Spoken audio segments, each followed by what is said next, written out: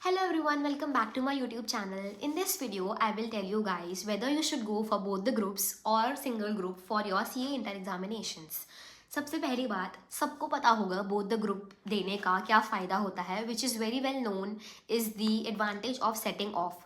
Setting of का क्या मतलब होता है कि आपको टोटल एग्रीगेट में पास होने के लिए चाहिए होते हैं 300 आउट ऑफ 600 एंड पर सब्जेक्ट आपको चाहिए होता है 40 पर सब्जेक्ट में पास होने के लिए. एंड जो सिंगल ग्रुप देते हैं ना, उनको आपका 300 का एक ग्रुप होता है, तो आपको पास होने के लिए 150 प्लस चाहिए, दैट इज 50% मार्क्स से ज़्यादा मार्क्स आपके होने चाहिए एक ग्रुप को पास करने के लिए. लेकिन अगर आप लोग दो ग्रुप साथ में देते हैं तो आपका सिंगल ग्रुप में ज़रूरी नहीं है 150 प्लस हो, बट आपका जो दोनों ग्रुप मिला के एग्रीगेट बनता है दैट इज़ 300, वो बनना चाहिए. तो फॉर एग्जाम्पल, अगर हमारे ग्रुप 2 में 160 आ जाते हैं एंड ग्रुप 1 में केवल 140 ही आते हैं, तो आपका टोटल मिला के 140 प्लस 160 300 बनता है, तो आप पास करोगे. लेकिन अगर हम इंडिविजुअल ग्रुप देते हैं तो अगर हमारे 140 आते ग्रुप 1 में तो हम फेल हो जाते. लेकिन आपने यहाँ पे ग्रुप 2 भी दिया है, तो आपके वो जो 10 नंबर एक्स्ट्रा आपको ग्रुप 2 में मिले हैं वो आपके सेट ऑफ हो जाएंगे ग्रुप 1 के साथ एंड आपका टोटल एग्रीगेट बन जाएगा 300. So it is obviously very very helpful. अगर आप मुझसे पर्सनली पूछें कि आपको दोनों ग्रुप देने चाहिए या नहीं, see guys, if you can study for more hours or like आपको एक साल अपनी पूरी जी जान लगा देनी है and if you can give yourself fully, तो I would suggest give both the groups.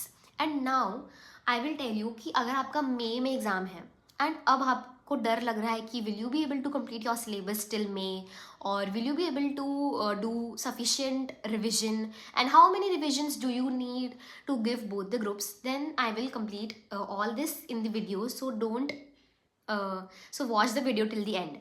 So now see guys, अगर आप लोगों को बोथ द ग्रुप्स देने हैं ना अभी भी मई में, तो आप लोगों को सिलेबस कंप्लीट कर देना चाहिए मैक्सिमम फेब एंड तक. लाइक जनवरी एंड तक कर पाओ then it is very very very good. You are at very good position because you will then have February, March, April 3 months for revision of both the groups. And अगर आपका Feb end तक भी syllabus ख़त्म होता है ना, you are at a very good position because then also you will have 2 months for your revision. Quantity over quality, I know 2 revision अगर हो पाए तो it is more than good और वेरी गुड फॉर यू. लेकिन अगर एक revision भी हो पाता है and that one revision is very good, like आपने एक एक कॉन्सेप्ट किया है, एक एक क्वेश्चन सॉल्व किया, then one revision is also sufficient to pass the exam. I am not saying कि आपको वन रिविजन रैंक ले आएगा, but it is very much sufficient to pass the exams. तो सबसे पहले मैं आपको ये बताऊंगी कि अगर आप लोगों ने जनवरी एंड तक अपने syllabus by syllabus I mean lectures ख़त्म कर दिए हैं, तो कैसे आपको इन 3 मंथ्स में फरवरी, मार्च, अप्रैल में अपना रिविजन सेट करना है. सो फर्स्ट आप लोग ग्रुप 1 लेके चलना. Like from 1st February we are taking out the revision planner. So 1st February से लेके 15th February तक you will revise accounts and law. And if you can give 12 hours per day each day, then it is very good. You can take up 3 subjects and आपको 3 subjects लगातार 12 घंटे नहीं पढ़ना है. I will tell you how you can study. So सुबह उठना, 3 घंटे के अपने सेशन लगा देना. 3 hours सुबह उठते ही आई वुड सजेस्ट कि आप लॉ करना, क्योंकि मेरे को क्या है कि लॉ एक थ्योरी सब्जेक्ट है एंड जब आप सो के उठते हो ना तो your mind is very fresh, you can retain very well. तो आई वुड सजेस्ट कि सुबह उठते ही लॉ करना 3 घंटे, then have some breakfast, chill with your family, अपना फ़ोन पे कुछ देखना तो देख लेना, नॉट मोर देन 15 to आधा घंटा, लाइक हाफ एन आवर का ब्रेक लेना. देन अगेन आपका 3 hours का स्टडी सेशन होगा, उसमें you can study accounts. Then 3 घंटे अकाउंट्स पढ़ना and then take a break of 30 minutes to 45 minutes according to your convenience. Break ले लेना. Then again study for 3 hours tax में you can study direct tax और indirect tax whichever you want to. सो आपका 3 घंटे which means 9 hours का एक day मैंने बना दिया है. सो तुम आराम से 3 सब्जेक्ट्स पढ़ सकते हो. लाइक मैंने खुद ने 3 सब्जेक्ट पढ़े थे एक दिन में एंड 9 hours. तो आई अज्यूम कि if you are preparing for inter then you should at least give 9 hours per day. So आपके 15th February तक accounts, law and direct tax अगर हम लेके चलते हैं तो आपका एक बार का रिवीजन हो जाएगा। विद एक बार का रिवीजन आई मीन कि आप सारे कॉन्सेप्ट्स पढ़ोगे, आप सारे क्वेश्चन सॉल्व करोगे।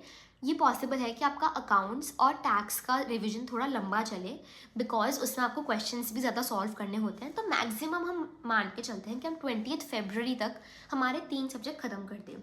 नाउ 20 फरवरी से 10 मार्च तक हम लोगों को नेक्स्ट 3 सब्जेक्ट्स लेने हैं। वो 3 सब्जेक्ट होंगे GST, audit and costing. Same strategy, 3 घंटे के स्टडी सेशन लेना एक दिन में, 9 आवर्स पर डे। तो आपका 10 मार्च तक फर्स्ट ग्रुप तो खत्म हो गया, कॉस्टिंग एंड ऑडिट भी खत्म हो गया। If you want you can stretch costing till 15th of March, but I assume 15 to 20 days are more than enough if you practise all the questions 3 hours। और 9 घंटे तो मैंने आपको मिनिमम बताया। You can obviously increase the study sessions if you can, तो आप 12 घंटे भी दे सकते हो। सो 15 मार्च तक अपने एटलीस्ट ये सब्जेक्ट्स ख़त्म कर देना। Now from you left with FM and SM। FM and SM is quite very easy and बहुत जल्दी ख़त्म हो जाता है इनका रिविजन। सो 15 मार्च से 25th March, like 10 days are enough for FM and SM। 2 subjects ही हैं, you can increase your study sessions, like instead of 3 hours per subject you can give 4 to 5 hours per subject and complete your FM and SM का revision till 25th of March। Now you have 1.5 or approx 1 month left for your second revision। and second revision में क्या आपको कम time लगेगा, because now you will only practise important questions. Now what are these important questions? Important questions are those questions जो आपने first revision में mark करे होंगे, जो आपको लगा होगा कि yes you need some more practice in that question. And second, the important questions are those questions which are provided by your coaching और by your teachers. So in second revision आप 25th March से second revision चालू करना। And second revision में important questions आपको फिर से click कर प्रैक्टिस करने हैं। प्रोविजन तो सारे फिर से पढ़ने ही हैं। And in law don't just read the answers from your questioner और from your book. Right like 2 questions ही रोज़ लिखना, बट एटलीस्ट अपने लॉ में राइटिंग प्रैक्टिस रखना। बिकॉज आई नो लॉ में हम सबको डर लगता है, लाइक फाउंडेशन से ही हमारा माइंडसेट होता है कि how will we write the answers in law और will I be able to frame the answers in exams. So exam में हमको फ्रेम नहीं करना आंसर, हमें फ्रेम करना है आंसर्स अभी से रिविजन टाइम से, ताकि एग्ज़ाम में वी डोंट पैनिक कि हम कैसे लैंग्वेज लिखें, किस तरीके से आंसर फ्रेम करके लिखें। So start make your habit कि आप आंसर्स अभी से ही लिखते हुए चलो, ताकि आपको एग्ज़ाम्स में वो प्रॉब्लम ना आए। सो ये 2 फरवरी, मार्च एंड अप्रैल 3 मंथ का मैंने आपको बताया कि आप कैसे अपने 2 रिविजन्स कंप्लीट कर सकते हो। And 2 revisions are more than enough. And in second revision, after second revision 20th April तक, लाइक आपके 3rd मई से एग्जाम्स चालू है ना, सो 3rd मई को आपका अकाउंट्स का एग्ज़ाम है। So try to finish your mocks और टेस्ट्स और revisions till maximum 27th of April और 28th of April, like 29, 30, 1, 2, like 5 days तो आप लोगों को अकाउंट्स ही करना है। तो मॉक्स देना, टेस्ट देना, 2 रिविजन करना, मोर than enough. Now what all mocks you need to do? So MTPs and RTPs that are published by the ICAI on the ICAI website, तो वो तो आपको करने ही होते हैं। Also most of the students don't do the model test papers thinking कि वो तो compilation ही है previous year MTPs RTPs का। I know कि वो compilation है, but you anyway will solve previous attempts MTPs and RTPs। तो it is better कि जो ICAI ने खुद model test papers निकाल के दिए हैं, just download them, practice each of them। उस पर 10 से 12 MTPs and RTPs हैं। You don't need to solve each and every MTP। Timer लगा के 3 MTPs model test papers solve करना, उसके बाद बाकी के क्वेश्चंस गो थ्रू कर लेना। Don't leave them, at least go through them. So this was it for the revision part. And now if you complete your syllabus till the end of February, then you can start from 1st March your revision. तो 1st March से 15 February तक you should complete your first revision बहुत अच्छे से। Like 15th of April तक आपको एक revision बहुत अच्छे से करना है। फ्रॉम 15th April से 7 अप्रैल तक आप लोगों को सिर्फ अपने मॉक्स देने हैं. Like मॉक्स you can not skip. अगर आपका एक रिविजन नहीं हो पाता है, कोई बात नहीं, इसका मतलब ये नहीं है कि आप मॉक्स स्किप कर दो.